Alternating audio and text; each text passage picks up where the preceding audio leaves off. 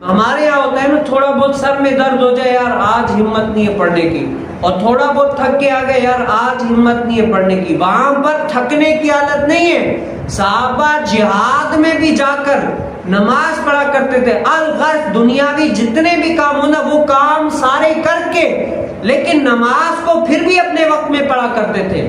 اور مجبوری آ گئی، ضروری مجبوری ہے، ستر عورت انسان کو اپنا بدن چھپانا لازمی ہے، لیکن پھر بھی وہ نہیں ہے کپڑا اتنا، پھر بھی حضور علیہ السلام سے پوچھنا یا رسول اللہ یہ مجبوری لائق آ گئی ہے، نماز پڑھنی ہے. اب حکم ارشاد فرمائے ہمیں نماز بھی پڑھنی ہے اور یہ کپڑا بھی چھوٹا ہے، تو یا رسول اللہ ہمارے لیے اب حکم کیا ہے؟ تو حضور علیہ السلام نے فرمایا اس حالت میں بھی تمہیں نماز پڑھنا لازمی ہے، نماز قضا کرنے کی اجازت نہیں ہے. اب عورتوں کے لیے حکم یہ ہے کہ جب تک تم لوگ سیدھے نہ ہو جاؤ، نماز سے فارغ نہ ہو جاؤ، صحیح نہ ہو جاؤ، تب تک عورتیں اپنے گردنوں کو جھکائے رکھیں.